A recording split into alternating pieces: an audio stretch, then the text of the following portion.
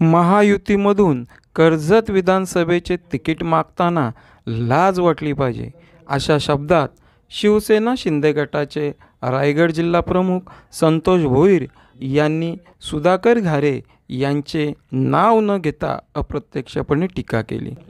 कर्जत खालापूर विधानसभेची निवडणूक तोंडावर असतानाच महायुतीचे शिवसेना शिंदे गटाचे जिल्हा प्रमुख संतोष भोईर यांनी चांगलेच तोंडसुख घेतले आहे। शिवसेना शिंदे गटाचे आमदार महेंद्र थोरवे यांच्या विकास कामांनी प्रेरित होऊन कर्जत शहरातील अनेक कार्यकर्त्यांनी शिवसेना शिंदे गटात नुकताच प्रवेश केला। त्यावेळी कार्यकर्त्यांना मार्गदर्शन करताना संतोष भोईर यांनी हे मोठे विधान केले।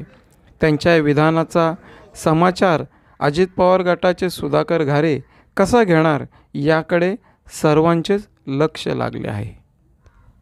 आज या ठिकाणी आमदार साहेबांच्या नेतृत्वाखाली या ठिकाणी या मतदारसंघामध्ये काम करत असताना दुसरा एक नेरेटिव्ह आता सेट होत चाललाय की या ठिकाणी या 2024च्या निवडणुकीमध्ये लोकसभेला जे महायुतीमध्ये असलेला एखादा घटक पक्ष आज या ठिकाणी उमेदवारीचा दावा करताय।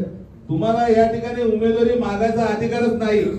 2024च्या निवडणुकीमध्ये या देशातल्या या राज्यातल्या जनतेला या देशाचे पंतप्रधान नरेंद्र मोदी पाहिजे होते, या मतदारसंघाचे खासदार श्रीरंग अप्पा बारणे पाहिजे होते, परंतु देशाच्या निवडणुकीमध्ये महायुतीमधले सर्वच घटक पक्ष म्हणत होते मोदी पंतप्रधान पाहिजे, झाले पंतप्रधान, खासदार झाले पाहिजे, ते सुद्धा खासदार झाले पाहिजेत।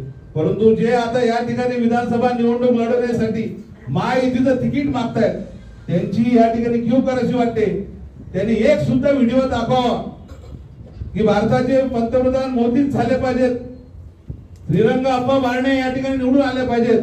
मी समजू शकतो या ठिकाणी आमदारांचे आणि त्यांचे मतभेद असू शकतात, परंतु खासदारांचा तुमचा काय विरोध नव्हता, मोदींचा तुमचा कुठे वाद नव्हता। मग लोकसभेच्या निवडणुकीमध्ये तुम्हाला मोदींच्या नावाने मत मागायला तुम्हाला लाज वाटत होती, मग आता महायुतीचं तिकीट मागायला सुद्धा इथं या ठिकाणी मी जिल्हा प्रमुख म्हणून बोलतो की तुम्हाला सुद्धा या ठिकाणी शरम वाटायला पाहिजे का महायुतीचं तिकीट आम्हाला मिळणार नाही। आणि म्हणून मी या ठिकाणी काळजीपूर्वक सांगतो की या मतदारसंघाचं महायुतीचं तिकीट किती तुम्ही नेरेटिव्ह सेट करा, पण या ठिकाणी तिकीट आमदार महेंद्र थोरवेंनाच मिळणार। आपलं कर्जत न्यूज चॅनलला लाईक, शेअर आणि सबस्क्राईब करायला विसरू नका।